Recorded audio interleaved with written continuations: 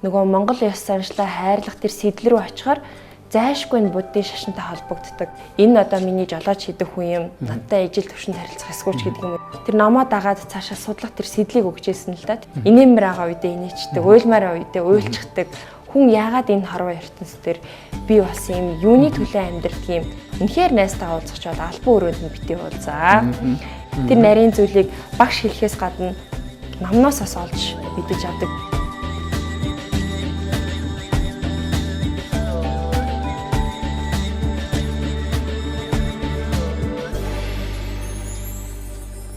За сайн байцгаана уу.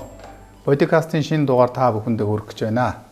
Өнөөдөр намрын дунд сарын шинийн 8. За эрүүл мэндийн бурхан болох манал бурхан мөн одоо Дагнис ханд тэгээ дайргийн одоо буулттай өдөр гэж ингэж үздэг юм аа. Өнөөдрийн дугаараараа би та бүхэнд ариун тунгалаг хэмээх Монгол Визийн төрөөсч бүсгүйг танилцуулъя гэж бодож байна. За маш их баярлалаа намайг урьж оруулсанд. Танд энэ өдрийн мэндийг хүргэе. Та сайхан намарч байна. Сайхан намарч байна. За баярлалаа бидний урилгыг хүлээж авсанд. Тэгээд би өөрийнхөө нэвтрүүлэгт бас түүх, гүн ухаан, буддизмын талаар бол төлхөө ярьж байгаа. Гэсэн ч бас залуучуудын одоо үзэл бодлын талаар тэдгээр хүмүүс заавал айхтар гүн гүнзгий зүйлийг ярихгүй байж болно. Тэгтээ тэр хүмүүс дотор бол бас зөндөн одоо гайхамшигтай зүйлсүүд бол хадгалагдаж явж байгаа гэдэгт бол итгэдэг.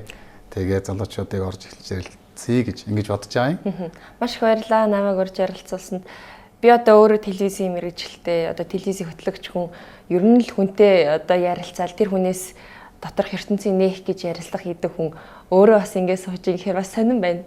Бас их таатай байна. Тэгээ юмыг бас нэг нөгөө талаас нь бас харж болно шүү дээ тий. Ягаад гэвэл хөтлөгч хүмүүс зөндөн туршлагатай байгаа. Тэгээд хүмүүс хариулдаг ярьдаг. Гэтэл бол тэр хүн ч гэсэн өөрөө бас хариулмаар ярмаар санагддаг тохиолдол байж болох юм а гэж ингэж бодож байна. Тэгээд эхний асуулт өөрийгөө тодорхойлох хамгийн гоё тийм 3 зүйлийг эхлээд ярина уу гэж хүсэж байна. За маш их баярлалаа. Яг тодорхойлоход бас хэцүү л дээ. Ер нь бол хүн өөрийгөө тодорхойлохоос илүү бусад хүн тэр хүнийг хинбэ гэж харж бусдын одоо тий сэтгэлд хин гэж мэдрэгдэж байгаа нэг чухал гэж би ер нь хувьдаа боддог. Тэгээд аль болох их сайн хүн байхыг хичээдэг. Тэгээд бусдад одоо сайн болж харагдахаасаа илүүтэйгээр өөрөө дотроо их сайн хүн байж зөв үйлдэл тийм хүн байхыг бас хичээж явдаг. Тэгээд ер нь бол одоо өөрийгөө тодорхойлох хэрэг бас хэцүү асуулт байд юм байна. Аль болох л одоо за нэгдүгээрт бол мэдээж би эмэгтэй хүн, ээж хүн, нийгэмдэр бас нэг тодорхой байр суурь эзлээд ажил хөдөлмөр эрхлээд явж байгаа залуу хүн гэдэг утгаараа бусадтай бас их тийм зүйтэй зүйлээр үлгэр дуурайл болж явахыг их хичээдэг. Өөрөө ингээд дотроо бодож явдаг зүйл маань л та. Үүгээрээ бас бусдад танигдаад бусад хүн намайг бас тэр зөв сайхан явж байгаагаар нь дүгнээсэй гэж хүсдэг юм уу да. За оюутан багтаа яг өөрөө ингээд биччихэд тэгээд үнэхээр өөрөөрөө бахархаж байсан эсэ ч юм уу, нийтлэл ч юм уу те. Тэр талаараа ярьж болох уу? Ер нь одоо хаан сурч байв, ямар оюутан байв? За оюутан гэхээр их олон сургууль төгссөн болчих гээд байдیں۔ Гэтэ би яг тэр сурсан сургуулиудаас хятадыг би онцлмаар байна. Би хятадын Шанхай хотод сургууль төгссөн. Тэгээд энэ маань яагаад би хятадыг онцолж байна гэхээр ер нь бол Монголда бакалаврын зэрэгээ хамгаалаад сургуулаа төгсчгөө тэгээд дараа нь хятад явж исэн л та. Тэгээд гадаадад сургууль төгсөх гэдэг бол гадаадад амьдрах гэдэг бол яг залуу байхдаа л заавал үзэх ёстой бас нэг амьдралын шалгуур гэж би хувьдаа боддгийн. Тэгээ аль болох одоо ах дүүнэрийнхээ хүүхдүүдийг ч гэдэм үү, ээлүүдийгээ дүүнэрээ аль болох гадагшаа яваасай, тэр гадны улсын соёл уламжлалыг таньж мэдээсэй, ганцаараа амьдарч үзээсэй. Тэ ингээд амьдралын шалгууруудтай тулаасай гэж би хүсдэг л дээ. Гэтэ мэдээж сайн эцэг гэхийн буйнаар гадаадд сургууль төгсөөд их сайхан одоо дурсамжийг бүтээгээд оюутан насаа үлдээгээд ирсэн. Тэгээ хятадын тухай ярих болохоор нэг зүйл их сайхан санагддаг. Юу гэхээр тэнд очиод ерөөсөө л одоо нөгөө эх орноосоо гараад анх удаа одоо гадаадд олон жил амьдрах гээд явж байгаа юм л тэр байсан л та. Тэгээ хятадын тэр хүмүүсийн уламжлал болоо тэр хөдөлмөрч зан чанарыг бүр үнэхээр гайхан бишрээд хятад сургууль төгсөөд ирсэн хүн болгон, оюутан болгон заавал нэг одоо бизнесийн санаа байдаг юм уу? Ямар нэг ололт амжилттай гэдэг юм уу. Монголд очиод заавал нэг юм хийн гэсэн тийм сэдэлтэй ирдэг. Тэгээд үе тэнгийн бас сургууль төгсөөд ирсэн олон одоо хятад сургууль төгсөөд ирсэн залуучууд одоо тэгээ амжилттай явж байгаа маш олон хүмүүс байгаа. Мэдээж тэнд хөдөлмөр гэдэг зүйл одоо бидний одоо Монголда харж исэн төсөөлж байснаас огт өөр. Амьдралд хандах хандлага, тэр цагийн менежмент, тэр амьдралыг хайрлаж байгаа, тэр цаг хорон мөч бүрийг хайрлаж байгаа, өөрийнхөө үн цэнийг мэдэрч амьдарч байгаа нь бол үнэхээр гайхамшигтай. Монголчуудын хувьд бол мэдээж одоо юу гэдэг нүүдэлчин соёл уламжлал, одоо суурьшмал биш гэдгээсээ хамаарат богино хугацаанд одоо суурин амьдарч үзэж байгаа шүү дээ тий. Гэтэл хятадууд бол тэр он удаан жилийн тэр суурин соёлоосоо маш их зүйлийг одоо арт өмнөдөө суулгаж өгсөн байна гэдгийг хардаг. Тэгээ нийгэмдэр ингээ хараад үзэхээр мэдээж зөрчилдөөнтэй талууд их байна. Бид нарыг одоо очихоор Монгол оюутан гэхээр монголчин манайх штеч гэдэг юм уу. Заавал одоо би why Mongo гэж одоо гадаад Монгол гэж хэлэх шаардлагатай. Гэтэл Монгол гэдэг нэг л үндэстэн угсаатан байгаа шүү дээ тий. Гэтэл монголчин манайх штэ түүхийнхаа хугацаанд манайх л байсан гэж ярьдаг ч юм уу. Ийм хүү зөрчилдөөнтэй бас их тулгардаг байсан. Тэгэд энэ зөрчилдөөн цаашаа өөрийнхөө түүхийг судлах, өөрийнхөө улс их орныг илүү их таньж мэдэх, би ер нь ямар улсын хүн юм бэ тий. Би хаанаас ирсэн юм бэ? Би чи хэн юм бэ? Би энэ олон түмэн одоо гадны хүмүүст дотроос юугаараа ялгах ёстой юм бэ гэдэг тэр сэдлийг бас өгсөн гэдэг утгаараа гадаадад хятад сургуульд одоо сурсан маань маш их зүйлийг нээж илрүүлж өгсөн гэж хэлж болохоор би бас тэгж одоо ч тэгж боддог. Нэг сандаа хүний өөрийнх нь тэр соёлын дархлааг нь илүү ажиллуулж эхэлдэг, сэргээдэг тийм ээ. Өөр соёлууд ороод ирэхдээ зэрэг хүн өөрийнхөө соёлоо мэдчихэж магадгүй тэнд уусахгүй тэрийг одоо хитэх сүтэмжрэхгүй ч юм уу эсвэл үзэн ядахгүй тулд өөрийнхөө соёлыг сайн мэддэг. Нэгсэндээ дархлаагаа сайжруулж байж гаднаас ирж байгаа зүйлсийн одоо эсрэг тэмцэлтгэхээсээ илүү одоо тэрийг зохицуулалтанд оруулах шаардлагатай болдог тийм. Одоо ялгамжаа таньж мэдж байгаа юм л да. Би тэнд хэн бэ? Нөгөө Монголдо хэн бэ гэдгээсээ үл бүр илүү гарч ир штэ. Би өрний дэлхийн ертөнцийн дээр хэн юм бэ? Хаанаас ирсэн? Хэн гэдэг хүн юм бэ гэдгээ хараад улам бүр ингээд нөгөө жижиг болж байгаа юм л да. Бүр багасж байгаа. Хүний хувьд багасж байгаа боловч оюун санааныхаа хувьд би тэнд тэлсэн гэдэг утгаараа надад их сайхан байсан. Тэгээд дан хятад оюутнуудтай биш олон улсын оюутнуудтай суралцж исэн. Одоо араб оюутнууд байсан, Оросоос, Америкаас, Японоос, бүр хойд солонгосын хүртэл оюутнуудтай хамт нэг ширээнд сууж хятад хэл үзэж илаа. Тэгээд монголчуудын ялгамжаа тань гэдэг дээр би нэг зүйлийг хэлмээр байна. Би одоо том одоо улсын одоо хүн одоо тий манай Монгол улс та нарыг эзэлж ийсэн гэдэг тэр утгаар нь би ялгамжийг хараагүй.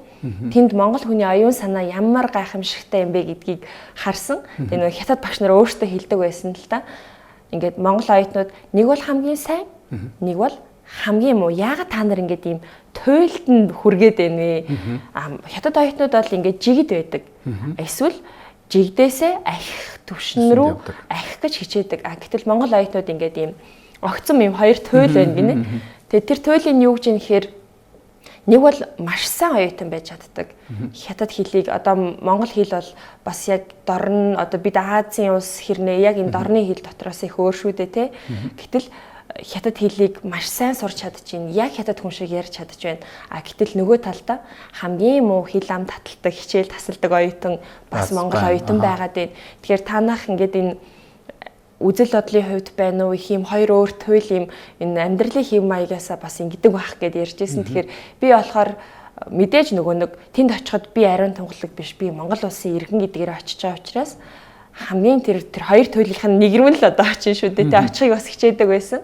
Тэгэхээр олон улсын оюутнуудтай хамт сурж байхад ер нь бол ингээд илүү их тэр Монгол руугаа их тийм ууссан, шигдсэн, Монголоо таньж мэдсэн, Монголоо зүгээр тэр хүмүүст танилцуулах юмсан. Ингээд гинт яг яриад эхлэхээр би чим их орныхоо талаар мэддэг билүү гэж хүртэл боддог болтгийм байлээ. Тэгэхээр ер нь бол бас залуучуудыг гадагшаа авч сургуульд сурах, гадагшаа тэр улс орныг таньж мэдээсэй гэдэгт бол би бас хэлхийг аяг өгч зорддог. Тэгээд дүүнэртээ л аль болох хэлж зарим нэг нь бас сургууль нь одоо жишээ манай ахын хүүхд гэхэд хятадд сая сургуулаа энэ өнгөрсөн хавар төгслөө. Тэгээд бас нэг шинэ зүйлийг өөртөө нээсэн байх гэж боддог шүү. За Хятадд сурч байсан учраас тэр том эргэн жишээл тэгээд тэнд бас гайхамшигтай олон зүйлсүүд байдаг. Тэр талаар бол би асуух гэж бодож байгаа. Гэхдээ Хятадын одоо соёл тэнд байгаа сонирхолтой зүйлсийг асуухын өмнө би Монголын одоо ёс заншлын талаар асууя гэж бодож байна. Жишээлбэл бол өөрөө гоё дийл өмссөн байна. Баярлалаа. Тэгээд Монгол ёс заншлаа хэр сонирхдаг байж юм уу биш сонирхохоос илүү хэр одоо хайртай дуртай гэж боддог вэ? Ер нь бол Монгол ёс заншилтай их дуртай хийж байгаа ажилласаа ч хамаарат илүү одоо тэр гүн гүнзгий таньж мэдэх бас шаардлага байгаад байна л да. Би ч одоо маш олон хүмүүстэй ярилцлага хийж үзлээ. Хойштоо ч бас тэгж хийх байх. Тэг чинээгээрээ нөгөө ярилцж байгаа хүнээ мэдрэх хэрэгтэй, ярилцж байгаа хүнээ ойлгох хэрэгтэй, асуудлаа ойлгох хэрэгтэй болдог. Гэтэл би огт мэдэхгүй зүйлийнхээ талаар, огт хайрладгүй зүйлийнхээ талаар одоо нэг настай хүнтэй жишээ нь ярьлаа гэхэд Монгол уламжлалын талаар асуух болоход би тэр одоо асуудлыг ойлгодгүй, дээрээс нь хайрладгүй байвал одоо мартагдах юм л да. Тэгээ би юу хэлэх гээд байна вэ гэхээр Монгол ёс заншлаа эхлээд хүн таньж мэдхээсээ өмнө хайрлах хэрэгтэй, тэрэнд орох хэрэгтэй.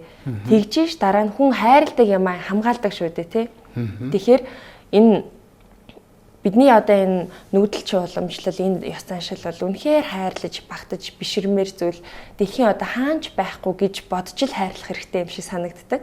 Тэгээд одоо мэдээч ингээд анханасаа ч бас ийм байсангүй л дээ. Одоо ээж аав маань бол одоо ингээ социализмын нийгэмд ингээ хүмүүжсэн, Оросод энтер сургууль төгссөн, яг одоо шашингүй үзэл гэдэг юм уу та. Тэ тийм үзлэр хүмүүжсэн одоо залуу насны тийм хүмүүс байлаа. Тэгээ бид хэдийг одоо миний үеийн хүүхдүүд ч байдаг юм уу, манай ах дүү нарыг бүгднийг ингээл эмээ өвөдөр минь үлдээдэг байсан.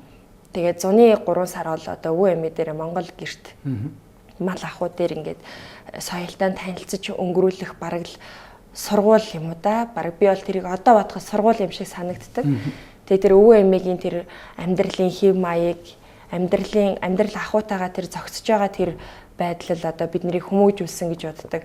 Тэгээ хожмын хойно ингээд арай жоохон төлөвшөөд ирсний дараа тэрийг илүү их өөрөмсөг болгож өөртөө шингээж хайрлах тэр сэтэл төрсөн. Тэгэхээр Монгол уламжлалаас би илүүтэйгээр юуг нь илүү ингээд амьдрал ахуйдаа өдөр тутамдаа хэрэглэж хөвшүүлж болох вэ гэд бодсон чинь юуны төрөнд Монгол дээл орж ирсэн л дээ. Тэгээд дээлийг бол шин цагийн одоо залуучууд гэж хэлж бас болох бах. Их олон янзаар өмсөж хэрэгжилж байна те. Ер нь бол янз бүрийн хэв заагварт оруулж хэрэгжилж байна.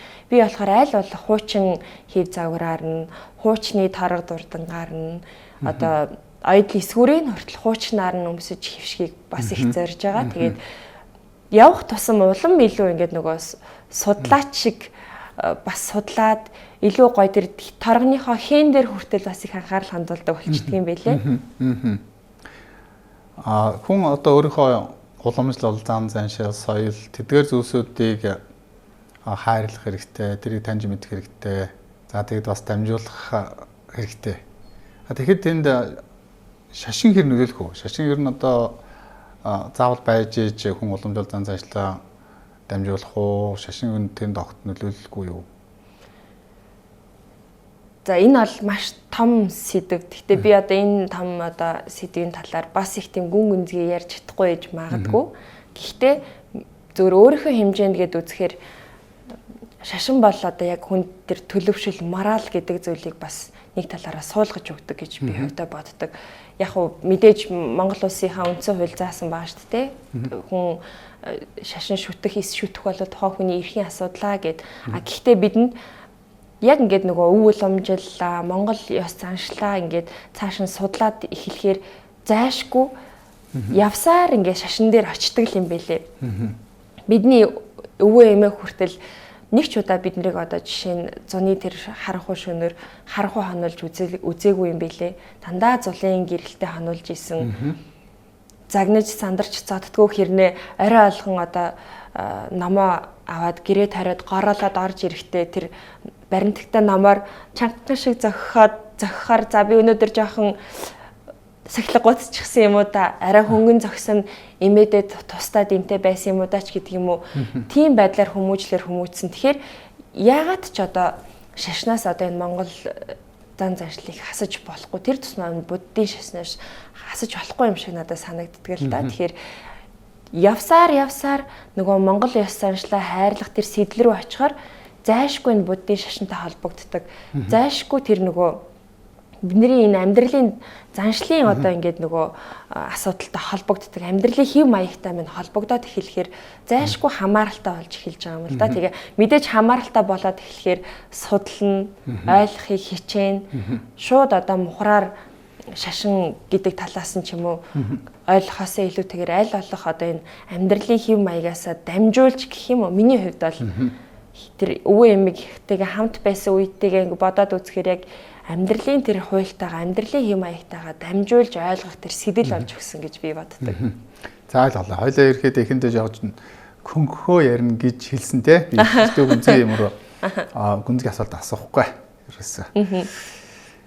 Тэгтэл бас л ягаад ч юм асуулт маань гүнзгий л юм шиг болчих гээд. Ингээ ерөөсөө эргээд хоёлаа тэр хятад сурчээс уушаас би хятадын талаар бас асууя гэж бодсон юм л да. Хоёр зүйлийг би асууя гэж ингэж бодоод байгаа. За нэгдүгээрт нь бол хятадд бол одоо күнзийн сургаал бол хятад хүмүүсийн бүр одоо өөрсдийнх нь бүр үндэснийх нь одоо тийм оюун санааных нь бол том суур болж өгдөг. За тэгээд одоо ч гэсэн тэр Маогийн янз бүрийн элдв үзлээс илүүтэйгээр күнзийн сургаал бол хятадуудын бол нэлээд одоо төлхөө өөртөө ч дэмждэг болоод эхэлж штэ. Күнзийн том институтууд байдаг, институт байд. Тэд дээр нь бол дэлхийн хамгийн том дипломат хөтөлбөр болоо явж байгаа жишээтэй. Маш олон орнуудад байна. Манайд ч гэсэн күнзийн одоо дунд сургууль бий болж байгаа жишээтэй институт байх хэрэгтэй. Тэгээ сургуулиуд бий болоод эхэлж байна. Тэгтээгээ зэрэг энэ талаар яг юу гэж боддог вэ? Энэ одоо энэ амьдралын гүн сургаалууд нь бол ингээд хүмүүстэй түгээд дэлгэрхэд одоо зүйтэй юу? Эндээс бид юу авч чадах вэ? Яг таны ярьж байгаагаар хятадуудын хувьд яг тэр күнзийн сургаал нь яг амьдрал ахуйд нь гүн гүнзгий шингэчихсэн. Нийгэмд тэр хүний одоо нийгэмдэр гарах харилцах, бусадтайгаа харилцах, бие авч явах соёл бүх зүйл дээр тэр күнзийн сургаал гүн шингэсэн байдаг. Тэр ч утгаараа одоо тэр хятадд бол одоо айх аюул байдаггүй л дээ. Орой үеийн цагаар явхад айх аюул байхгүй, бусадтай харилцахад тийм одоо бусдыг дээрлэхэж доромжилж хандах тийм хандлага байхгүй. Энийг би тэнд байхдаа ойлгохоос илүүтэйгээр эргэж ирээд Монголдо ирээд илүү их ойлгосон л доо. Яагаад тэгэхээр тэр ямарваа нэгэн энэ сургаал энэ тэр одоо ингээ харьяалагдаж тэрийг ингэж үзэж сонсож өсөж тарина гэдэг тухайн хүнийг бас нэг хүмүүжүүлдэг нийгмээс хүмүүжүүлж байгаа боловсрал юм байна гэж харсан. Күнзийн сургаал одоо Конфуци гэдэг маш том одоо агуулга байж тээ. Хятадын одоо соёлын талаар ярихтайгаа зэрэг л ерөөсөө хамгийн ихний асуудал тийм. Хизээч тэрийг одоо хятадаас салгаж болтгүй. Огтоос салгаж болтгүй. Хятад гэхэд л шууд күнз гэж орж ирдэг хүмүүстэй. Тэгэхээр энэ бол тэр хүмүүсийн оюун санааны бас нэг талаараа бас нэг дархлаанд болж өгдөг юм шиг надад санагддаг. Тэрүүгээрээ дамжуулж күнзийн сургаалаар одоо залуучуудыг хүмүүжүүлдэг юм шиг надад санагддаг. Тэгээд мэдээж одоо хятадын суурин соёл маш олон жилийн хэдэн мянган жилийн түүхтэй учраас тэр соёлоо дагаад одоо хүмүүсийнх нь үзэл санаанд хүртэл тэр күнзийн сургаал маш бат бөх шингэж өгсөн байдгийм байлээ. Тэгээд тэрийгэ дагаад ч тэр хүмүүсийн хоорондоо харилцах харилцаанд соёлдоо хандах тэр хичээл сургуультай хандах, бусадтайгаа харилцах харилцаанд маш том нөлөө үзүүлсэн. Гэхдээ би энийг бол буддийн шашин талаасаа гэд ярих юм бол төвшнийг одоо та хэлж өгөх болоо да. Яг одоо буддийн шашинтай харьцуулшгүй л гэж би хувьдаа боддгийн. Тэгээд бид бол өөрсдийгөө маш их тэр өндөр дээд тэр их хөлөгний одоо сургаал суртлыг сонсож мэдж одоо тэр тал руу номын дуугийн сонсож явах хэрэгтэй хүмүүс гэж боддог байтал хятадуудын хувьд яг күнзийн сургаал гэдээ ярихаар арай өөр бас чиглэл болоо авчтай юм шиг байдаг. Та энэ дээр илүү хэлж өгөх болов гэж бодож байна. Тий би бас тэг дотроо бодчихлаа энэ сая би утсаа үздэг нууцлаараа нөгөө тэр күнзийн сургаалын талаар би замдаа машин дотор харж ирсэн. Тэгээд яг күнзийн сургаалууд олон гайхалтай сургаал байдаг. За ингээд том утгаар наваад үзэх юм бол хүний амьдралд илүү их нөлөөтэй сургаал юм уу даа гэж. Яг ахуйд тий өнөөдөр ингээд нийгэмдээ хэрхэн амьдрах уу? Магадгүй энэ насандаа одоо хэрхэн зөв амьдрах вэ? Ёс суртахуунтай амьдрах уу? Ухаалаг амьдрах уу гэдэг. Одоо буддийн сургаалаар бол нэг 3 янзын төвчний сургаалууд байгаа шүү дээ.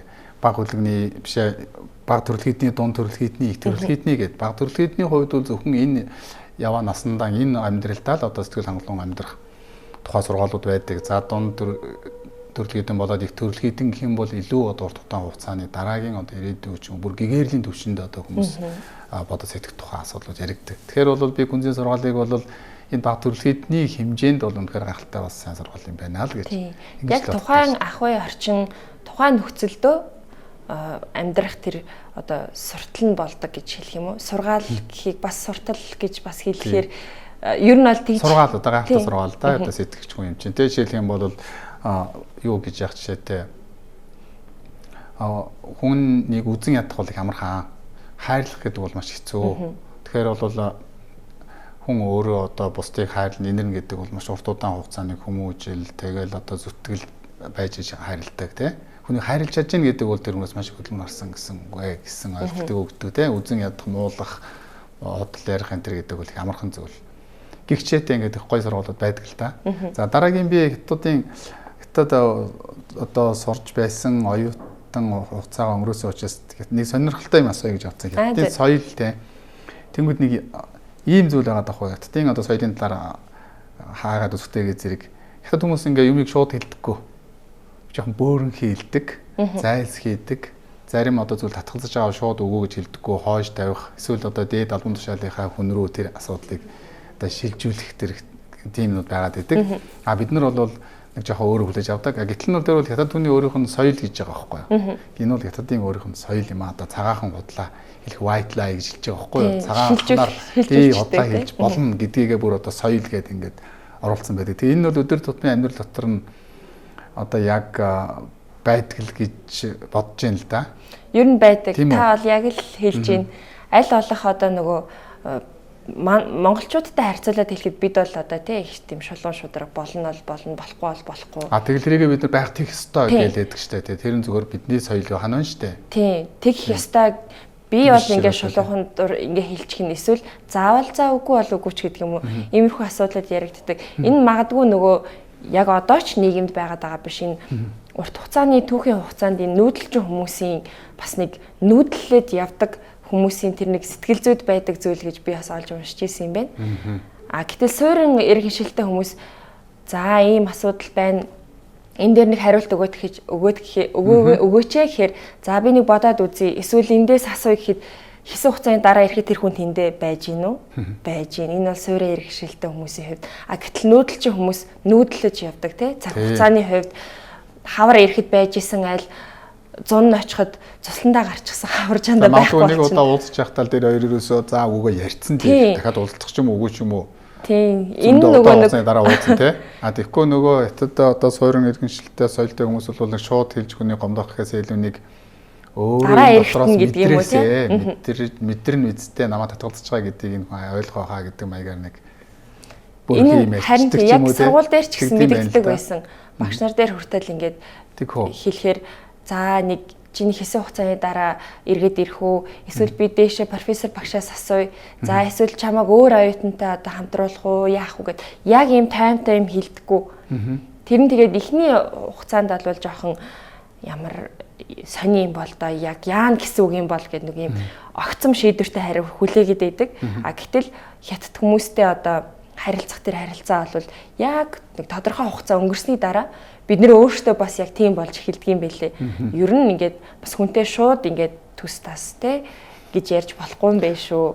Заавал заа үгүй бол үгүй гэж болдгүй юм байх шүү гэдэг ч юм уу. Тэгээ эргээд тэр нь хятадуудтай бизнес хийж байгаа хүмүүсийн хувьд ч гэсэн хит хитэн удаагийн уулзалтын дараа зөвшөөрсөн хариу сонсдог. Хит хитэн одоо удаагийн одоо хоол идсэн уулзалтын дараа тэр бизнесийг амжилттай болгох гараа нь хэлдэг. Манайхан бол за өнөөдөр уулзъя. Өнөөдөр л гэрээгээ шийдчих. Өнөөдөр л асуудлаа шийдчих гэдэг те. Тэгэхээр альва улстай ямар нэгэн харилцааны төвшөнд харилцахдаа аль болох тухайн улсынхаа тэр нийгмийн харилцааг хүн хоорондын харилцаан дээр жинхэнэ нийгмийн харилцаа орчийдэг гэж үздэг юм билээ. Тэрнээс яг одоо ингээд өндөр түвшний одоо улс гүрний харилцаа гэхээсээ илүү хүн хоорондоо ямар харилцаатай байдаг вэ гэдэг дээр жинхэнэ тэр улсын харилцаа хандлага одоо тэр улсын соёл орчийдэг гэж үздэг юм билээ. Тэгэхээр хятад хүндтэй харилцахтаа аль болох дараагийн уулзалт дараагийн юмаа бодож ярилцахгүйгээр шууд за өнөөдөр очиод энэ асуудлаа шийднэ гэж бол бодож болохгүй. Тэгэхээр энэ нөгөө улс хоорондын дипломат харилцаан дээр ч гэсэн харагдана. Нөгөө хятадуудын та бас мэдгэл ах зөөлөн хүчний бодлого гэдэг те soft power гэдэг энэ зөөлөн хүчний энэ уусгах, нэгдүүлэх, аядуу зөөлөн байдлаар тэр хүмүүсийн хандлага, харилцаанд нөлөөлөх гэдэг зүйл бол яг хятад хүнд байдаг асуудалтай. Тэгээ тэрийг төв дэлээр очилсан байсан да хятадуудын зөөлөн хүчний гэдэг нь юу гэдэг нь ид оноо гэж байхгүй. Тэр нөхөр сэтгэл зохистой ингээд нэг тийм тааламжтай болгох гэж байгаа бодлого юм а гэж тайлбарлсан байсан. Тэгээд яг би эндээс сонирхоод тэр хятадуудын одоо соёл гэдэг юмруу ороод харж үзсэн юм л да. Тэгтээгээр тэр нөгөө бидний бол жоохон буруу гэж бодоод байдаг зүйл маань бол тэдний өөрийнх нь одоо харилцааных нь соёл болсон байх жишээтэй. Ийм зүйл ингээд одогдсон. За хятадын талаар бол ингээд болъё. Хоёр л асуудалсаа болчихё гэж бодож байна. Тий. За өөр өөрийнхөө сонирхолтой юмныхаа талаар бас нэг хэлж өгөө. Юу сонирхдаг вэ? Ер нь хоёул чиний тэр сонирхолтой зүйлийн талаар илүү ярий. Тэгээд тэр нь бас залуучуудад ч гэсэн илүү сонирхолтой байж магадгүй гэж бодож байна. Одоо бол залуучуудын үед маш олон зүйлийг сонирхож судлах юм нээлттэй нийгэм байна л да тий. Бүх талаар юу ч сонирхож судлах интернет орчинч нээлттэй байна. Одоо очиод үзий харъя гэсэн чи улс орн руу очиод судлах, сурах боломж нь нээлттэй байна. Бүх зүйл нээлттэй байна. Тэгээ би нэг зүйлийг бас залуучуудад уриалахыг хүссэн юм. Юу вэ гэхээр номыг бас их сайн уншдаг байгаасай. Ном уншихаар хүний нөгөө одоо ингээм амьдарч байгаа би яг өөрийнхөө амьдралаар л амьдарч байна. Гэтэл ном уншихад тэр ном дээр гарч байгаа дүрүүд, орчин нөхцөл тэр бүх хичнээн мянган ном уншина. Тэр олон номны одоо хүмүүсийн амьдралаар амьдарч байгаа гэж би боддог байхгүй юу? Тэгэхээр ном уншихаар хүний оюун санаанд маш олон өөрчлөлтийг өгөн. Дээрээс нь номоо дагаад магадгүй тэр орчин нөхцөлд нь очихыг хүсдэг. Надад ч бас ийм жишээ байна л да.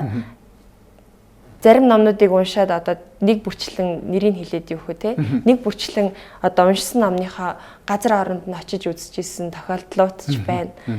Дагаад тэр орчинд нь очиод үзэхээр тэр зохиолчийн хэлэх гэсэн санаа магадгүй тэр үнэхээр бодит хүн байгаад намтарчилсан байвал тухайн хүний тэр амьдрал ахыг мэдрэх гэж тэр газарт нь очдог. Тэгэхээр ном уншихаар ер нь бол хүний оюун санаанд маш их өөрчлөлтийг өгнө. Дээрээс нь дахиад дагаад дараагийн шинэ сонин зүйлийг судлах тэр сэдлийг өгдөг. Одоо би жишээ нь эхлээд ихтэй янз бүрийн одоо дэлхийн сонгодог уран зохиолууд, Монголынхаа зохиолуудыг гээд янз бүрийн уран зохиол их уншдаг байлаа нэг хэсэг. Тэгэд уран зохиол мэдээж хэтрүүлэхтэй, бичлэлтэй хувьд бас их өөр арга барилтай. А дараа нь намтарчилсан түүх унших туртай болсон. Тэгээ үнийгээ дагаад одоо буцаал нөгөө буддийн шашны тэр тал руу орох гээд байна л да.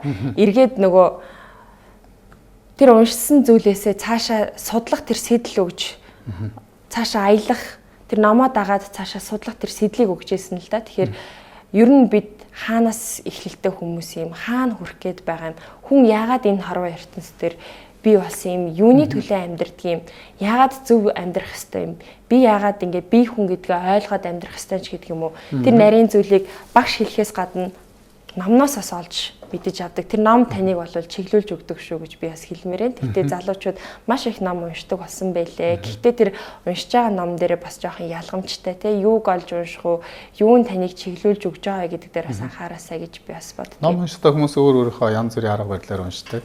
Тэгээ зарим хүмүүс олон номуудыг зэрэг уншдаг ч байдаг. Зарим нь одоо номон дээр бүр ингээд бичээд тэмдэглээд иддэг ч хүмүүс байдаг. Зарим нь ингээд хоёр ном харьцуулж уншдаг. Тэгээ чиний ном уншдаг арга барил яг юу бэ гэдэг асуулт. Дараагийн асуултанд шууд залгаад хамгийн сүүлд одоо уншсан ямар ном байна? Тэр дотроос маш гайхалтай сэтгэл хүрсэн ч юм бусдад хуваалцчмаар тийм хэсгээс нь товчхон ярьж өгөө. За, миний ном унших арга барил гэхээр одоо нөгөө ном дуртай байх нэг сэдэл байна л да. Өөрөө ном дуртай байхын тулд ном худалдаж авах хэрэгтэй. Хүний ном гуйхаасаа илүүтэй ном өөрөө худалдаж авахыг хүсдэг. Тэгээ сард 2 удаа номын дэлгүүр орж ном худалдаж авдаг. Тэгээ мэдээж тэрийгэ маш сайн бодож төлөвлөж ямар ном авах уу гэдгээ судалгаа хийж агаад авдаг. За тэгээ ном уншихдаа аль болох бичиж тэмдэглэж, ном дээрээ тэмдэглэл хийх дуртай. Тэгээ энэ хэрээрээ ингэж унших юм бол дараа нөгөө номоо ингээ эргүүлэхэд яг тэр үг одоо тэмдэглэжсэн зүйл нүдэнд илүү тод харагдана. Дээрээс нь дараа нь тэр номын хин нэг нь сөхөд харахад энэ зүйлийг олж хараасаа гэж хүссэн юм уу да гэдэг зүйл сэтэл болоосаа гэж бас хүсдэг. Тэгээд таны хэлж байгаа шиг тэр хоёр зэрэгцүүлж уншихыг дуртай. Зэрэгцүүлээд уншихаар нэг ижил төрлийн номыг зэрэгцүүлж уншихаар бас их өөр мэдрэмж төрдөг л дөө. Нэг номыг одоо 5-аас 10 хуудас уншлаа гэхэд дахиад нөгөө номоо барьж хагаад 5-аас 10 хуудас уншдаг ч юм уу. Аль болох хурдан унших, тэр номноос хурдан мэдээлэл олж авах тэр бас нэг арга барил болгож өөртөө хөвшүүлсэн. Хамгийн сүүлд одоо уншсан ном гэхээр Харизм гэдэг нэг ном уншсан. Тийм ном байсан. Орчуулгын ном. Тийм. Тэгээ энэ ном ямар утгатай ном бэ гэхээр эмэгтэй зохиолч байсан тий. Тэгээ аль болох тавчхан би бас нөгөө агуулгыг хэлж өгье тий. Харизм бол хүн болгонд байдаг. Танд ч байгаа, над ч байгаа, нийгэмдэр алхаж байгаа бүх хүнд. Гэхдээ тэр харизмыг ил гаргахгүй байх гэдэг хүн өөрөө шийддэг юм байна л да. Жишээ нь тэр Мэрилин Монрогийн гээд маш алдартай Америкийн жүжигчин дээр хэлсэн тэр харизмыг гаргаж ирсэн байсан. Тэр юу вэ гэхээр Мэрилин үсээ янзлаад, хувцаа өөрчлөөд, харцаа ингээд дээшээ болгоод олон нийтийн дунд гарахаараа тэр хүний бүгд Мэрилин явж гин, Мэрилин Монро явж штэ гэж хардаг гинэ. Гэтэл өөрийгөө нуугаад тэ харизмаа нуугаад гудамжаар явхад хүн тэр хүнийг таньдаггүй байх жишээтэй. 70 ах шиг хүртэл те маш мундаг, хамгийн мундаг харизмтай хүн гэж одоо дэлхийн нийтийн одоо тэр шинжлэх ухаанчид үздэг юм байна. Яагаад тэр хүнд харизм байна? Тэр хүний харизм чухамд юу вэ гэхэд тэр хүн бусдтай огт ялгамжтай харилцдаггүй. Бусдыг яг ижил төвшөнд хүн гэж хүлээж авч харилцдаг учраас 70 агштай уулзахад эхлээд уулзахдаа мэдээж өндөр дээд гэж харьцах хүн мэдээж байна. Гэхдээ өөртөө нь харьцаж байгаагаар тэр хүний харизмыг тодорхойлдог гинэ. 70 агшиг очиод уулзахдаа за би ч очиж уулзаж чадах болов уу да. Намайг одоо хүлээж авах болов уу да. Би ч н одоо 70 агштай юм ярих хэмжээний хүн болоо да гэж хүмүүс харьцдаг гинэ. Эхлээд очихдаа. Гэтэл 70 агш тэр хүнийг хүн хэмжээнд хүний төвшөнд хүлээж аваад яг ижил төвшөнд та бол дарга цэрэг байна уу? Тариачин малчин байна уу гэдгийг үл харгалзаад уулздаг учраас тэр хүний харизм тэгж илэрдэг гинэ. Тэгэхээр хүн болгонд өөр ингэсэн харизм байдаг. Энэ харизмаа олж таньж мэдээд харизмаа гаргаж чаддаг байх юм бол нийгэмдэр бас их давуу чанар болж чадна. Өөрийгөө илэрхийлэх тэр илэрхийлэмжинд болж чадна гэсэн тийм ном хамгийн сүүлд уншсан. Тийм, би тэр номыг бас тухайг нь харсан юм байна. Тэр дотор сонирхолтой зүйл байсан. Танд арай өөрөөр бас буусан байж магадгүй. Надаас арай өөр бас зүйл хэлж магадгүй шүү. Би тэр дотроос нэг зүйлийг санаж байна. Тэр номыг ингээд зүгээр эргүүлж исэн. Тэгээд энэ төр юу байсан гэтээгээ зэрэг ер нь хүний тарих бол өөрөө өргөж хуурддаг. Гэж бид нэр кино үзэж байхдаа жүжиг одоо үзэж байхдаа ч гэсэн тэрийг ингээд заримдаа сэтгэл их хөдөлдөг. Заримдаа тэрийг хараад өрөвддөг. Бүр аимшиг кино үзэх. Кино гэдэг талаас нь боддог. Яг тухайн үед юу болж байгаа аимшиг юм гарч ивэл айгаад эхэлдэг гэж. Тэгтээ тэр хүний тарих бол өөрөө ерөөсөө тэр өгч байгаа мэдээллийнхаа даваа өөр хуурддаг. Тэр кино шүү, эн чинь бол жүжиг шүү, эн чинь уран сайхны зүйл шүү гэдэггүй. Гэдэг тухай тэр ном дээр бичсэн байсан. Бас дэлхийн 2 дугаар дайны үед ч гэсэн одоо хүмүүс тийм эмчилгээ хийдэг тухай бас тэр ном дээр байсан санагдаж байна. Яг тэ зэрэг айхтар одоо өвчнөдөө шаналж байгаа хүнд танд одоо өвчин намтаг тарих хийчлээ шүү гэж хэлдэг. Тэгтээгээ тэр хүн ингээд илт гайгүй одоо амар болчихсон, тайван болцсон. Нөгөө тамираа хийгдээгүй байгаа хүн нь өвдөө шаналлаа байгаа тийм төрхтэй байсан гэж. Тэгэхээр тэр эмчилгээнд ашигладаг тухай тэр ном дээр бичсэн байсан. За 70 агшийн хувьд бол өөрөө гой тодорхойлт хэлж байна. Багшиг өөрөө хэлдэг ч тийм. Би ч гэсэн өөрөө бол энэ 7 тэрбум хүний нэг юм аа. Би хүмүүстэй юу шаарддаггээр бүх хүмүүс л бид яг надтай ажиллах хүн шүү дээ л гэдэг утгаар нь би харьцдаг. Тэр хүний хүмүүсийг бол тэр арьс өнгө, альбом тушаал одоо янз бүрийн юм нь бол хүмүүсийг хатар заагалж яг хүн шиг харьцах харьцааг бол байхгүй болгодог. Тийм учраас яг өөрийнхөө нь хүний өөрийн үндсэн одоо сэтгэл зүй болвол яг хүүхдийн шиг л байх хэрэгтэй юм гэж. Хүүхдүүд ерөөсөө энэ хар арьстай, энэ шар арьстай, энэ баян, энэ ядуу гэдэггүй. Яг л ижлэх нь хүүхдтэйгээ л тоглож эхэлдэг. Тийм байдлаар сэтгэл зүйг бол бас бэлтгэх хэрэгтэй юм гэдэг ингээд бичсэн байсан. Тэгэхээр ерөөсөө л нөгөө хүний бүх хүн сэтгэлийнх гэдэг нь яг тэрэн дээр харагдаж байгаа байхгүй тий. Аль болох нөгөө ялгамжаа багасгах тусам бусадтайгаа харилцахад ийм илүү нээлттэй болоод бөгөөд амар болж өгдөг гинэ. Гэтэл одоо бидний нийгэм бол бүх зүйлийг ялгамж, бүх зүйлийг ингээд хайрцагт хувааж оруулаад байгаа юм л да. Одоо энэ хүн өндөр албан тушаалтай юм. Энэ хүнээс би арай даагуур юм. Энэ өндөр боловсралтай юм. Энэ надаас илүү өндөр цалин авдаг хүн юм ч гэдэг юм уу. Эсвэл энэ одоо миний жолооч хийдэг хүн юм. Надтай ижил төвшөнд харилцах эсгүүч гэдэг юм ингээд бүгдийг ингээд салгаад хайрцагт хийчихээр бусадтайгаа харилцах тэр амар хэлбэр гэдэг зүйл нь байхгүй. Яг түрүүний таны нөгөө хүүхэдгээ хэлэхээр хэлж ийн л да. Хүүхэд бол бүх зүйлийг өнгө ялгаж хар цагаан гэж харддаггүй гинэ. Бүгдийг цагаан болгож хардаг. Тийм учраас хүсэж байгаа үедээ инээдэг. Инээмэр байгаа үедээ инээчдэг. Уйлмаар үедээ уйлчихдаг. Бүх зүйлийг өөрийнхөө тэр цайлган сэтгэлээр ингээ гаргаж чаддаг. А гэтэл хүмүүс төлөвшөөд байна уу гэдг нь яг үнэндээ төлөвшөөд байна уу? Эсвэл устаасаа салаад байна уу? Ялгамжаа илүү их гаргаад байна уу гэдгээс үүдээд энэ нийгэмдэр энэ хүмүүсийн хоорондоо ойлголцохгүй байгаа, хитрхи их нь ялгаа гараад байгаа зүйл хүмүүс өөрсдөө тэр ялгааг гаргаад байна уу да гэж бас. Тийм өөртөө л гаргаж байгаа. Тэгээ хүмүүс яагаад найз нөхдөйгөө уулзах туртай байдаг. Тэгээ зэрэг хүмүүс ерөөсөө найз нөхдөйгөө дотор элдв янзын нэг ялгал гаргахгүй байдаг штэ. Өөрөөхөө байж болдог тэр дотор тийм болохоор найзуудтайгаа уулзах туртай байдаг. Тэр дотор бол за энэ албан тушаалтай найз, энэ албан тушаалгүй найз гэдэггүй штэ. Ерөөсөө л өөрийнхөө хэмжээгээр бүгдээр л ижлэх нь л одоо тийм дотор бол янз бүрийн судал ширээ одоо ч байд юм уу ямар ялгалгүйгээр тийм байх ёстой гэж бодож байна би бол. Тэгжээж хүмүүс аягүй гоё найз нөхдөдтэйгээ уулзах дуртай байна. Тэгэхгүй бол тэгэл нэг баахан ялгаатай юм дотор өдөржингөөл явдаг. Тэгэл дахиад найзууд дотор орсон жил бас л тэрэн дотор баян найз ядуу найз ч гэх шиг. Тийм байгаад байх юм бол тийм дотор бол нэг гоё байдаг нөхцөл байхгүй болчихно шүү дээ. Харилцааны бас нэг ийм зүйл байдаг шүү дээ. Одоо та миний найз байлаа, та том дарга байлаа. Би таны өрөөнд очиод уулзах юм бол та даргын том ширээн дээрээ суун.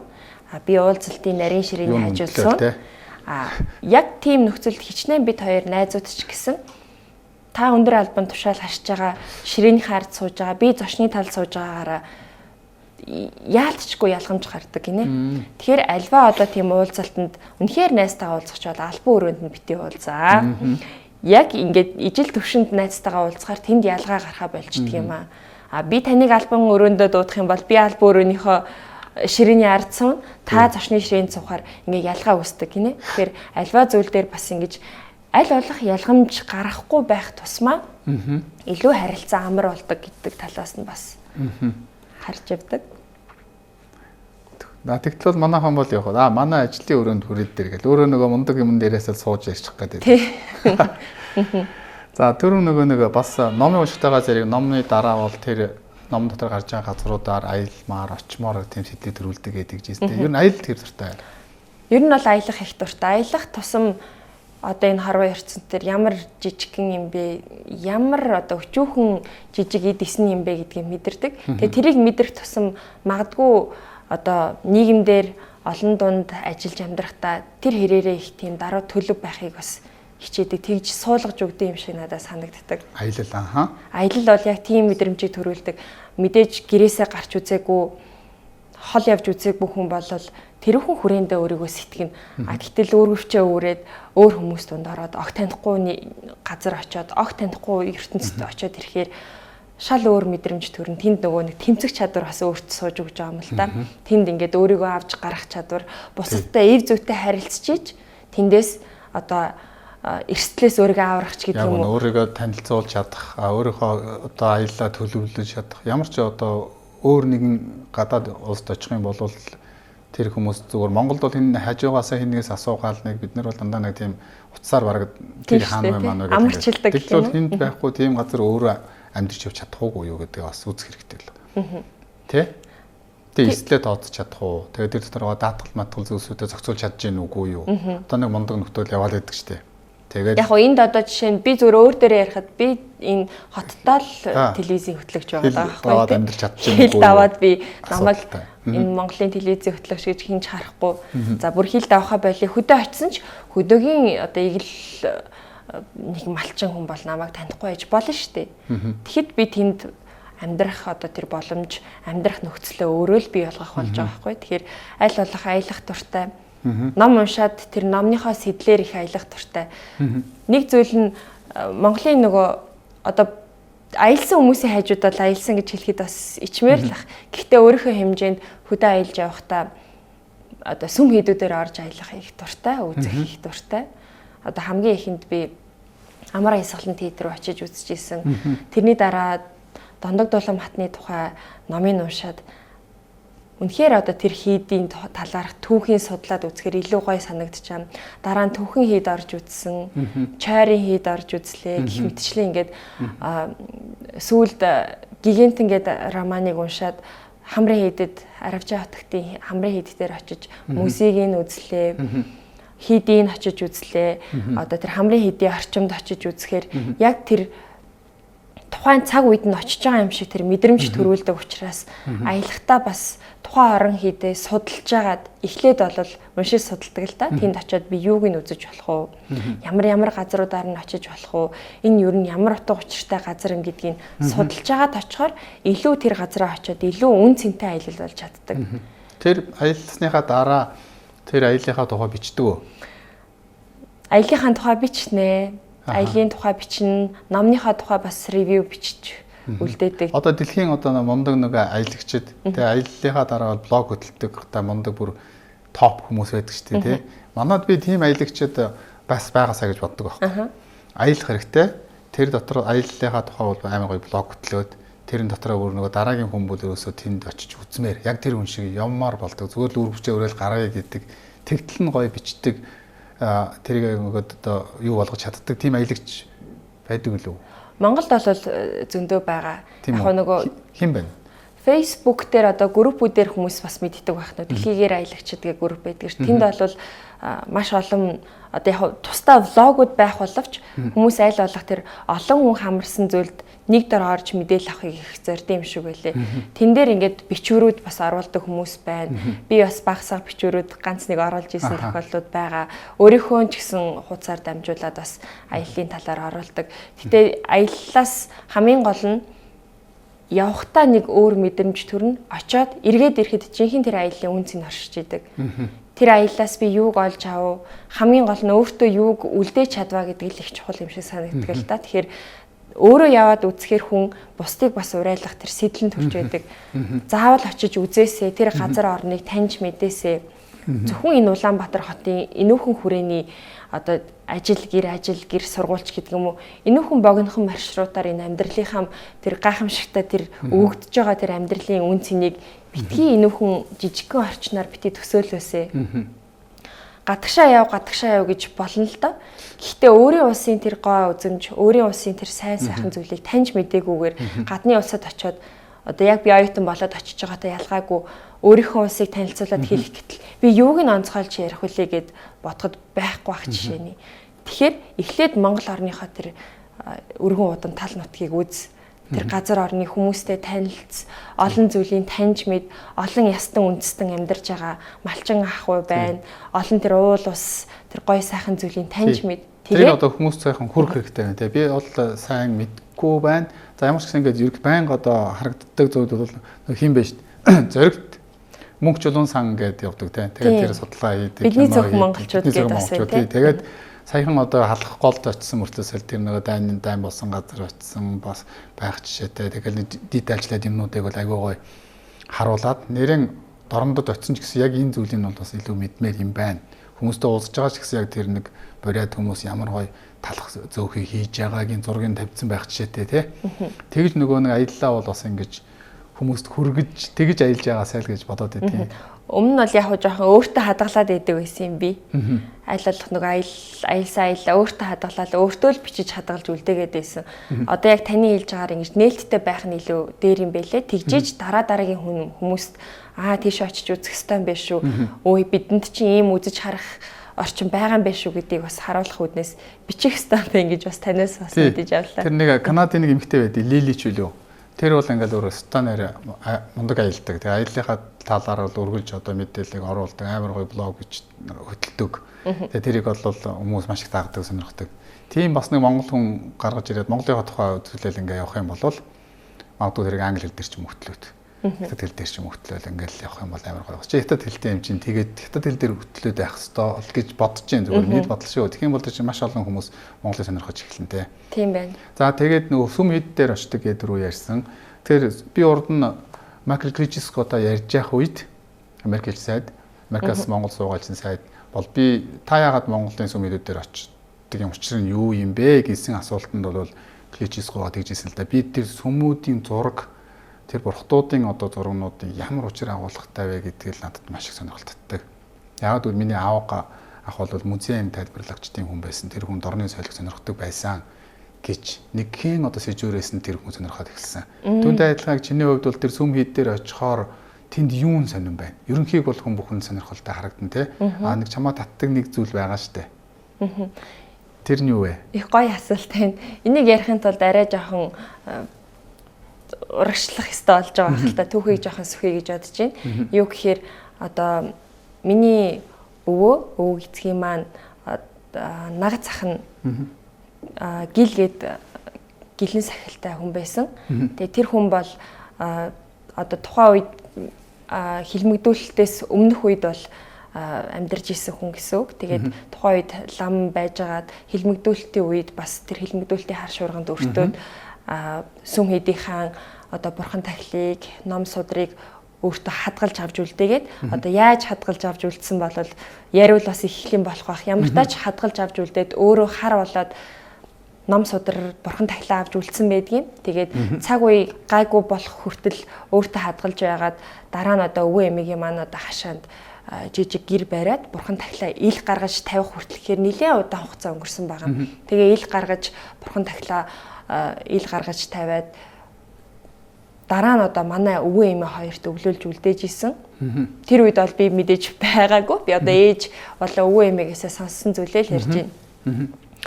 Тэгээд түүхийн сонсохнээ тэр гэл ах маань бол одоо манчрын хийдийг одоо үндэслсэн том лам хувиргуудын нэг гэж би хувьдаа бас одоо түүхээс нь сонсож байсан. Тэгээд мэдээж тэр хийдийг үндэслэж бий болгосон хүний хувьд маш олон одоо тэр ярих түүх одоо хадгалж үлдээсэн бурхан тахилынхаа хувьд ч гэсэн их түүхийг агуулж байгаа ах гэж боддгийн. Тэгээд өвөө эмээ маань бол одоо байхгүй.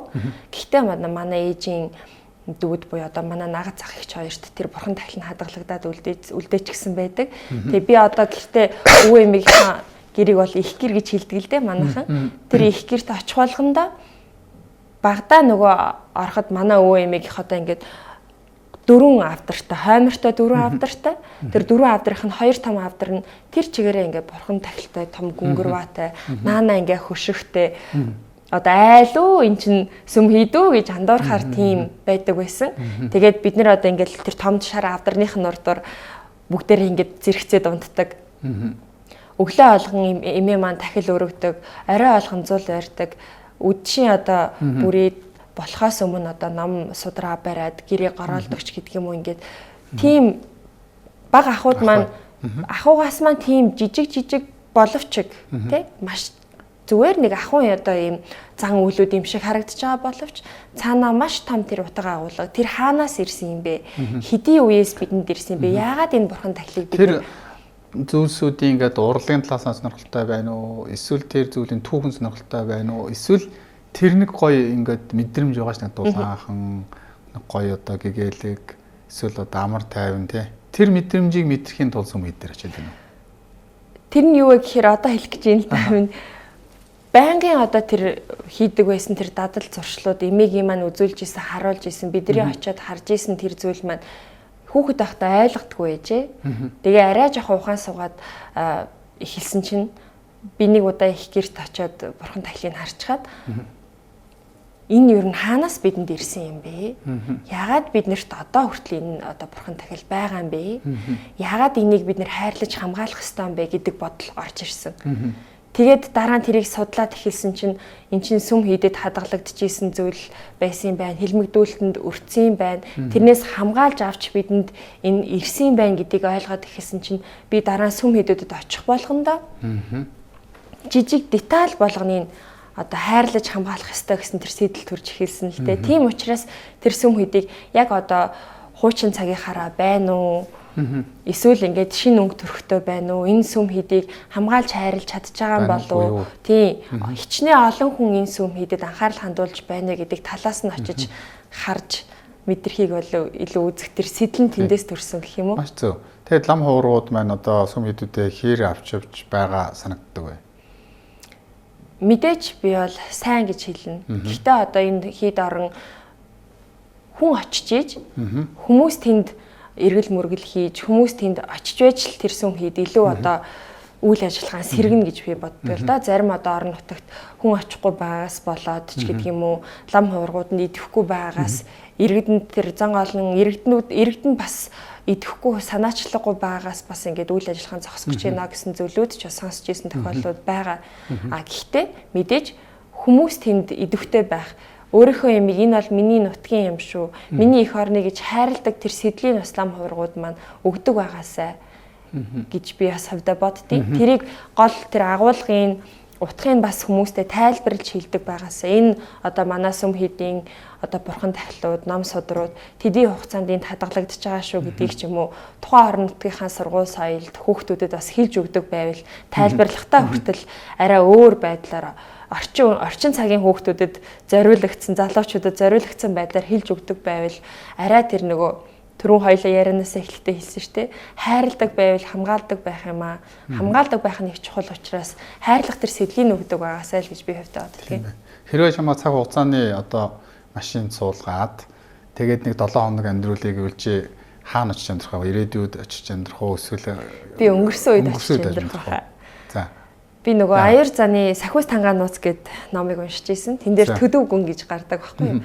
Төдөв гүний ногоон ордон гэдэг их алдартай тэр ордон гардыг. Тэр ногоон ордны ягаан дар гэдэг хүн болж амьдрах байсан байна. Ягаан дарын дүрд орж амьдрмаар юм гэж юу? За, ягаан дар юу гэдэг юм? Ягаан дар гэдэг тэр хатан тэр одоо төдөв гүний хайртай эмхтэй. Тэр одоо ингээд төсөөллөөр бол тэр ногоон ордон гэд маш гоё тэр ордныг бий болгож барьж байгуулсан байдгийн. Тэгээ тэрэн дараа нь тэр цагийн шуурган дүртөө тэр ногоон ордон болол нураагдаад одоо туйрнч байхгүй болоод одоо устж өгөө болсон. Тэр ногоон ордонд бол одоо тэр тухайн цаг үеийн ахуй амьдралыг шингээсэн бүхэл зүйлийг тэр зохиолч бол үнэхээр гайхамшигтай дүрсэлж бичсэн байдаг. Тэгээ бид тэр дүрсэлж бичснээс нь үүдээ тэнд очиж үзэх юмсан гэж бодож байна. Аяр заны ихсэн тий. Аяр заны сахиус танаа нууц гэж төлөвлөж байгаа. Тэр хүнээс бол маш их зүйл гарах байхаа. Би яагаад тэр хүнийг илүү онцолж юм гэхээр альва номоо бичихтэй. Номныхаа сэдлийг гаргалаа гэхэд заавал тэр альва нэг нутаг орныг онцолж тэр номонд гардаг. Тэгээ тэр нутаг орныг гаргахтаа тухайн нутаг оронд өөрөө очиж амьдарч, оршиж, бүр мэдэрч тухайн одоо нутгийн одоо уугуул одоо иргэн шиг юм уу да уугуул одоо нутаг орноос нь төрсэн хүн шиг тэнд амьдарж иж дараа нь тэр зохиолоо гаргаж бичдэг.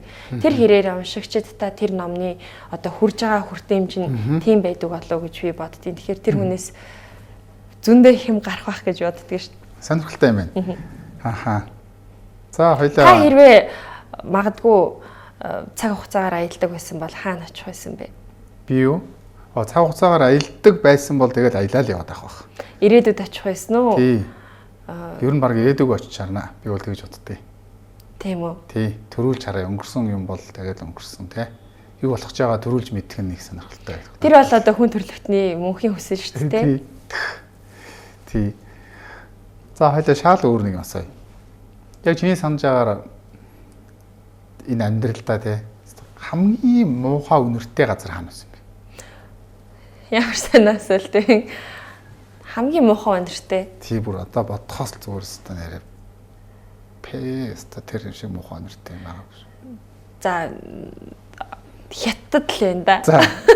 Яагаад тэгэхээр нөгөө хятадд мэдээж нөгөө манахаас хөгжил дэвшлийн хувьд одоо соёлын хувьд харьцангуй өөр хөгжлийн хувьд Шанхай бол одоо Азийн Нью-Йорк гэж хэлэгддэг маш өндөр хөгжилтэй хот. Тусдаа одоо Бээжингээс хүртэл 100 жилээр төрүүлж одоо хөгжсөн хот гэж үздэг. Тэгээ нийгмийн эдийн засгийн хувьд ч гэсэн маш өсрөнгөө хөгжсөн хот л тоо. Гэтэл төсөөллөөрөө тэнд очиод үнэхээр гайхамшигтай хот гэтэл ямар ч шороо байхгүй, ямар ч одоо хог байхгүй маш гоё үзэсгэлэнтэй хот хэрнээ тийм гудамжинд явж итэл гинт бүр үнэхээр ухаалдж унмаар тийм үнэр үнэртдэг. Бүр гинт цэх гэл үнэртдэг. Тэр нь юу гэхээр нөгөө хятад бол хөгжлийнхаа хэрээр тэр олон хүнийг амьдруулах тэр хотыг бий болгохын тулд хотынх нь дээр байгаа хотынх нь доор дахиад хот байдаг байхгүй хятадуудад.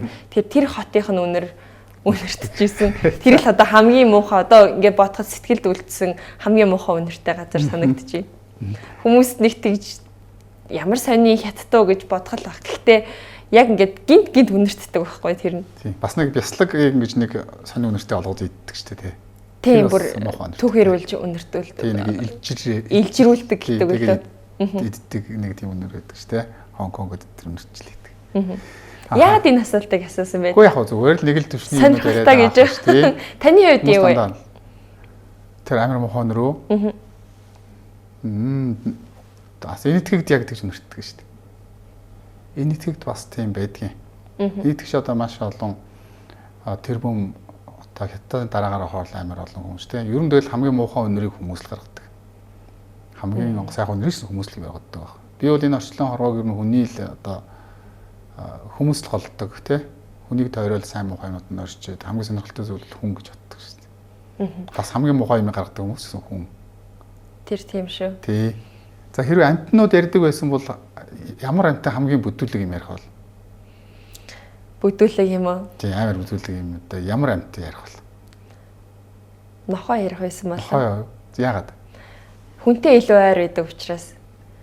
Муухай юм мэддэг учраас. Тийм одоо сайн муу бүх зүйлийг одоо хүний хажууд хүний сайн анд нөхөр гэж ярьдаг шүү дээ. Монголчууд ч бүр тэр тусмаа нохоо бол одоо хотодч нохоо гэдэг нохоогоо их хайрладаг.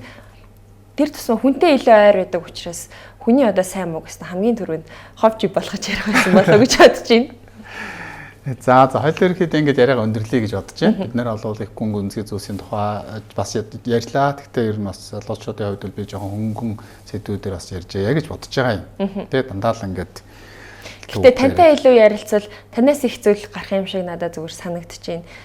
Би ч яриа л байгаа шүү дээ. Өөрөө ярилцсаныхаа дундаар бас яриад байгаа юм. Би тэр хүн гэдэг дээр танаас бас асуумаар санагдаж байна л да. Та бас нэг удаа миний асуултанд хариулж бас болох болоо гэж бодож байна. Залуучууд илүүтэйгээр сонсож байгаа учраас ер нь энэ хүн гэдэг шинжлэх ухааны талаас нь яриад энэ антрополог гэдэг ингээ яривал хүн судлах гэдэг яривал их том зүйлэл гарах бах. Гэхдээ та энэ залуу хүмүүсийг та бас гадны улсад олон жил амьдраад ирсэн нийгэм мэдээж өөрчлөгдсөн сонин содон болсон зүйл их олон байгаа. Гэхдээ энэ хүн гэдэг тал дээр энэ залуу хүмүүс юуг илүү бас анхаарч бодож сэдэж санах хэрэгтэй юм болоо. Та энэ дээр юу гэж боддгийг? Хүн өөрийгөө хөгжүүлэх хэрэгтэй, хүн өөрийгөө таньж мэдэх хэрэгтэй гэдэг одоо тийм зүйл маш их яригдчих байгаа л да. Гэхдээ таны хувьд юу нь яг энэ залуу хүн гэд ярил хүн гэд хүн талаасаа юуг илүү бас анхааруул хэрэгтэй гэж боддөг юм болоо. За миний санал болгох зүйл бол Бурхны сургаалыг л би санал болгох хэрэгтэй байна. Яг л буддийн сургаал бол ерөөсөө хүн зориулагдсан сургаал. Хүн төвтэй сургаал. Тийм учраас хүнийг одоо зөв байх, яс суртахуунтай байх, ухаантай байх, бүр цаашлаад одоо хүн өөрийнхөө бүх одоо болцоогоо гаргаж ирээд гэгээр чадах, тийм бүр гэгээр л төрөх хамгийн одоо төгс амар амгалан төрж чадах, хамгийн одоо гайхамшигтай мэдлэгийг эзэмшиж чадах тэр арга замыг заадаг. Тэгээ тэр арга замыг заах явцдаа мэдээж шууд одоо тэрийг хэлэхээс илүү амьдралынх нь одоо хөвшлэр нэг өдрийн дадлаар нэг удаагийн одоо бодлоор нь ингэж залж явуулах гэсэн ийм одоо зүйлийг заадаг. Тийм учраас буддизмыг бол ер нь сайн суралцаасаа гэж хүсэж байна.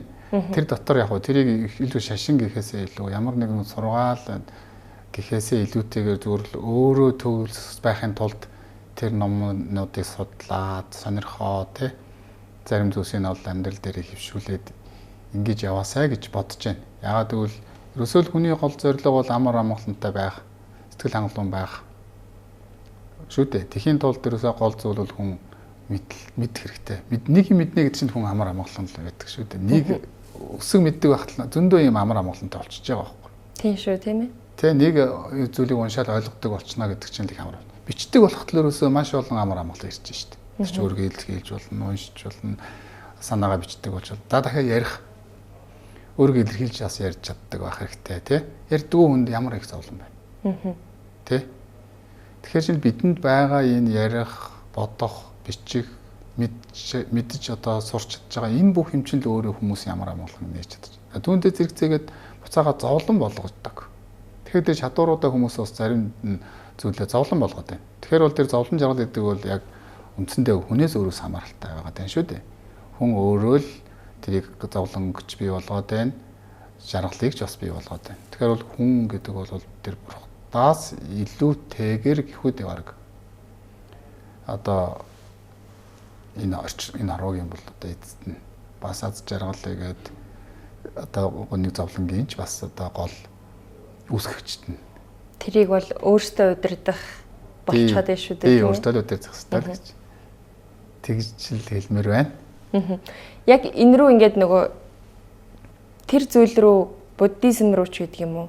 Тэ одоо энэ бурхны шашныг соёл судлах, шинжлэх зүйл рүү чиглүүлэх гэдэг зүйл байна л да. Сэтэлжүүлэх, чиглүүлэх. Таны одоо түрүүний асуугаад байгаа бүх асуултууд ер нь бол тийшээ чиглүүлж байгаа намайг. Альва нэг зүйлд нэг юм сэтэл, чиглэл гэж байх ёстой гэж би боддог л тоо. Ягаад залуу хүмүүсийг би ном уншаасай, аялаасай гэд хилээд байна вэ гэхээр энэ маань таныг өөрийгөө таньж мэдэх, өөрийнхөө дотрыг нээх, гадаад орчин нөхцлөөс өөрийгөө олж харах тэр сэдлийг өгч байгаамаа. Тэгээ энэ сэдэл явсаар гадагшаа чиглэхээ болоод улам илүү дотгошоо болох тэр зүйлийг нээж өгдөг юм байлээ. Эргээд яг мэдээж хүн эхлээд гадагшаа зүйлсийг их таньж мэдхийг зорино л доо. Одоо уншиж сурыг, бичиж сурыг, гадагшаа явж үзье, улс орныг таньж мэдье, аялье, уншия, харъя, үзье, гой сайхан гэд бүх зүйлийг гаднаас хайна. А гэтэл эргээд тэр алхам тутам яваад байх тусам цаашаа тэр маань дотгошоо олж эхэлдэг тэр сэдлийг өгдөг юм а. Тэгэхээр та энэ сэдэл дээр бас нэг зүйлийг хэлээд хоёлаа. Тэг яг л зөв ярьж байна. Маш зөв гэж олж харсан байна. Тийм шүү дээ. Ерөнхийдөө л хүн эхлээд ерөөсөө хүн чинь яг тэр алхаал явж эхэлдэг шүү дээ. Тэр өөр зүйлийг л очиж харах гэж явдаг. Өөр орныг, өөр хүнийг таних гэж явдаг тий. А тэгсээр байгаа эцсийн үр дүндээ хаашаа яадаг вэ? Эргээд ерөөсөө миний аз жаргал ч юм уу одоо миний хайгаад байгаа зүйлс гэдэг бол би өөрөө л одоо гол юм байна гэдэл эргээл одоо өөрлөгөө эхэлж эхэлдэг. Буддизмын мэдрэхсэйг тэгж явдаг. Ер нь орчлон хорвоо таних хэрэгтэй. Амьдралын одоо суур зарчмуудыг мэдэх хэрэгтэй. Маш их мэдлэгүүдийг хөрөнгөлүүлэх гэж үздэг. Тэр их мэдлэгүүдийг хөрөнгөлүүлснийхаа үр дүнд нь яах ёстой вэ гэж эргээд өөрөө л чи бүх юмний одоо эзэн мөн өөрийгөө л гээгэрвэл тэг өөрийнхөө сайн сайхны төлөө ашигла. А чи бусдад ч гэсэн өөрийгөө бусдад зориул. Тэгэд байгаа тохиолдолд чи жинхэнэ амар амгалан олж мэдэрнэ гэж тэгж хэлдэг. За тэр сэтэл гэдэг бол бас яг зөв. Ер нь бол аливаа юм өөрчлөе гэвэл мэдээлжүүл гэж байгаа шүү дээ. Мэдлэг олох хэрэгтэй. Мэдлэг бол аз жаргалын одоо ундраг мөн. А мэдлэг олохын тулд тэгэхээр тэгэхээр өсөө мэдээлжүүл зөв зүйлсийг хүмүүс таниул, зөв сэтлийг хүмүүст олго, хүмүүс тэр тухай солилцс те яриагаас солилцс. Тэгж л бодож байна. За чи одоо хөтлөгч хүн болохоор шууд одоо миний байр суурийг өөр болох гэдэг шүү.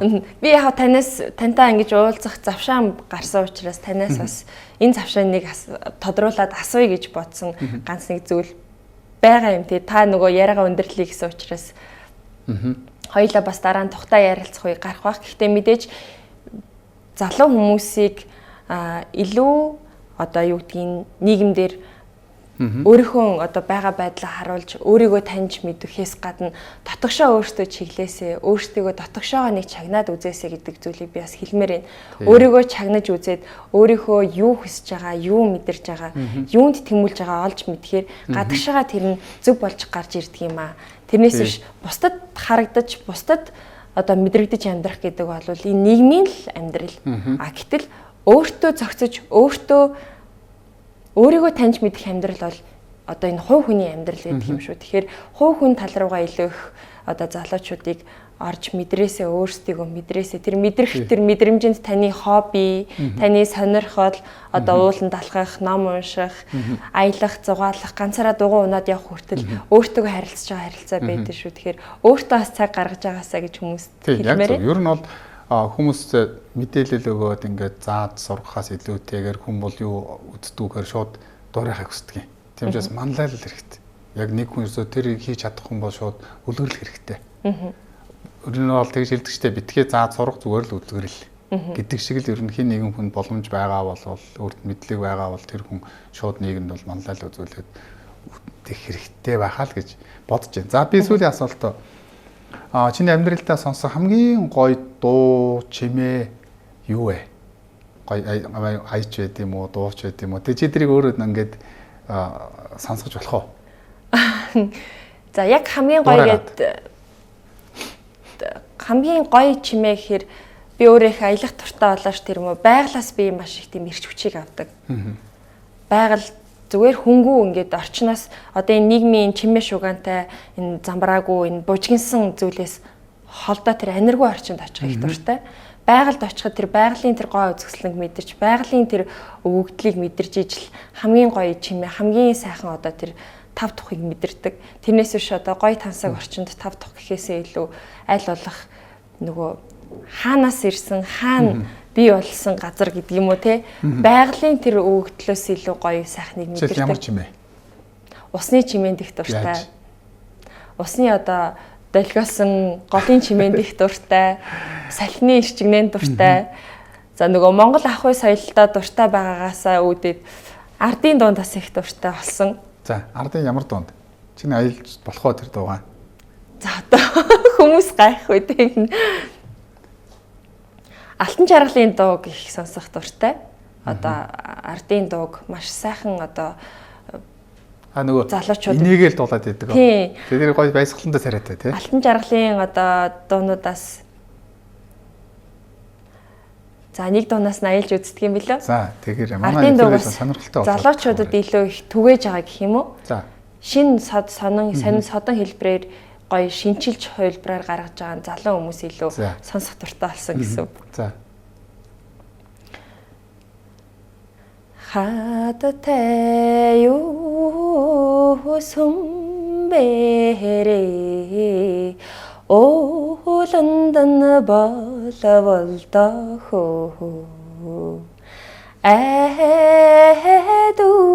эдүрима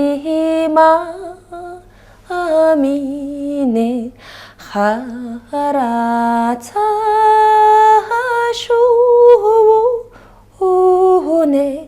жиригэд байна хөө гэдэг иймэрхүү. Чимээр дуучин юм байна шүү дээ. Машинда их сонсож нөгөө машинда ганцаараа сонсож явсаар байгаа дуртай болчихсон.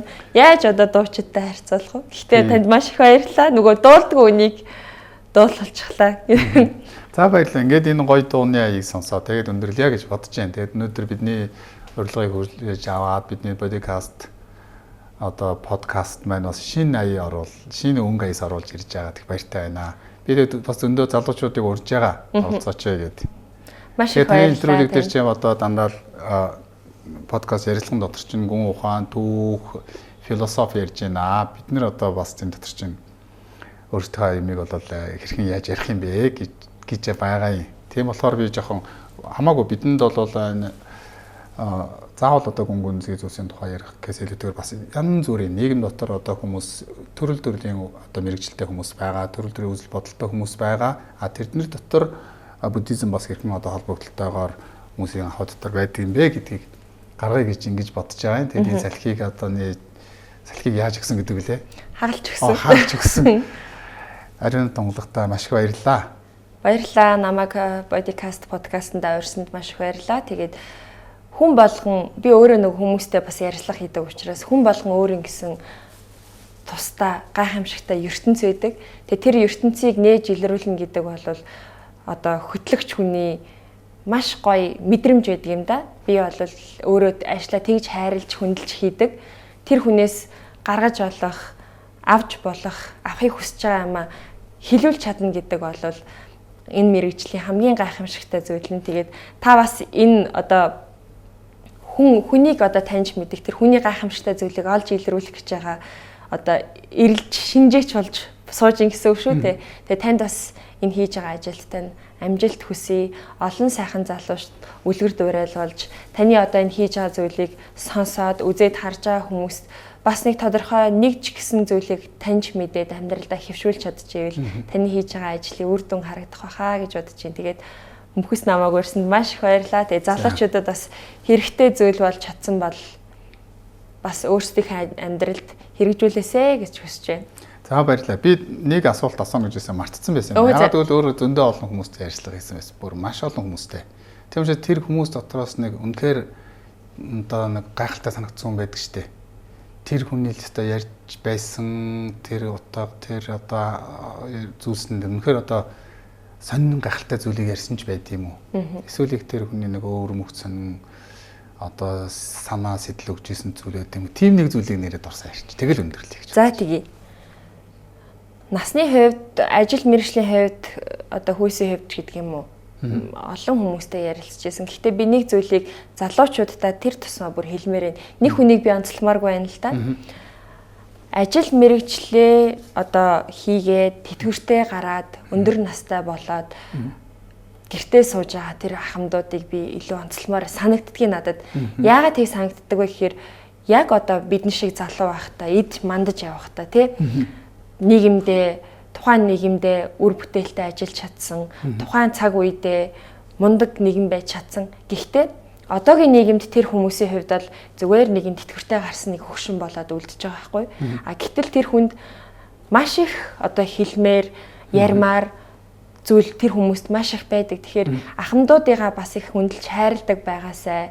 Одоо би өөрөө өвөө эмээгүй, өвөө эмээ маань тэнгэрт байгаа. Гэхдээ ахмад настай хүмүүст ярихыг хүссэн, энэ нийгэмд залуучуудад хэлхийг хүссэн их зүйл байдгийм байлээ. Тэгэхээр настай хүмүүсийг бас их яриулж байгаасаа, урьж байгаасаа тэр хүмүүст тэр ярих тэр нөгөө одоо мэдрэмж маш их байдгийм байлээ. Хэлмээр байгаа зүйл маш их байдаг.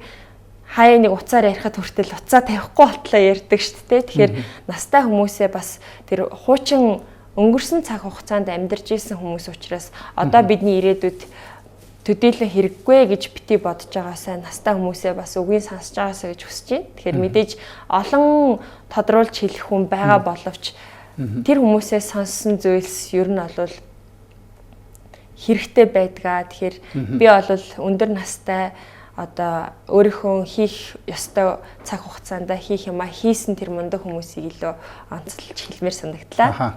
За нэрээ тийм шүү, тэр хүмүүсийн туршлагуудыг бол сонсох хэрэгтэй. Зөндөө одоо сайн сайхан үйл хийцэн хүмүүс маань бол одоо бараг зөвлөхийн хэмжээнд тогтвортой байдал тэмийг явуулахад нь үйлчлээд явах хэрэгтэй тий. Тэр нь хөгжлийг урагшлуулна гэдэг бол залуу хүмүүс урагшлуулдаг, зоригтой хийж чаддаг. Бас зарим тохиолдолд манад гэтэрхээ настай хүмүүс бүх юм дээр ингээд одоо тэр бүх юмд оролцохгүй суугаад байгаа нь бол надад бол бас жоохон өөрчилж өсөө гэж боддгийг. Тэр талаасаа бол тийм. Тий. Тэгээ би яагаад өөр чиг юм ярьж хаад нийт хүрээд байсан бэ гэтгээс жанц дургуй хэлснийг үг байсан л да. Ахмадуудынхаа үгийг алтгээд яваад байдаг боловч бас тэд нар зарим нь үг нь бол холцтой шүү. Цагийн холцтой шүү. Ер нь бол зүгээр инээд хурж суулаад ихтэй ахмадуудаа бол үнэхээр сонсох нь бол чухал. Тэгээд тэр дотор байгаа цагийн холцтой үгнүүдийг бас ялгаж харах хэрэгтэй. Тэр ялгамжийг бол залуу хүмүүс алт урсгаад байна гэж юу ах вэ? Мэдээж хуучин цаггүйгээр энэ цаг байхгүй, энэ цаггүйгээр ирээдүйн цаг байхгүй учраас цаг одоо болгоноос бас үг сонсч ийж одоо ирээдүйд зөв сайхан явах тэр боломж болцоод залуучуудад тэр боломж нь байна шүү дээ, тийм ээ. Тий. За баярлалаа Ариун Тунгалгаа. Маш их баярлалаа танд. За ингээд бидний урилгыг хүлээж авсан Монгол визийн нэвтрүүлэгч Ариун Тунгалгатай ярилцлага маань ингээд өндөрлж байна. Ингээд бодикастыг үздэг та бүхэндээ баярлалаа. Ингээд намрын одоо сайхан шаргал өдрүүдийн нэг болох намрын дунд сарын шинийн 8-ны дугаар маань ингээд энэ төрөд өндөрлж байна. Ингээд дараагийн дугаараар уулзлаа. Түр баяр та. Та бүхэндээ баярлалаа.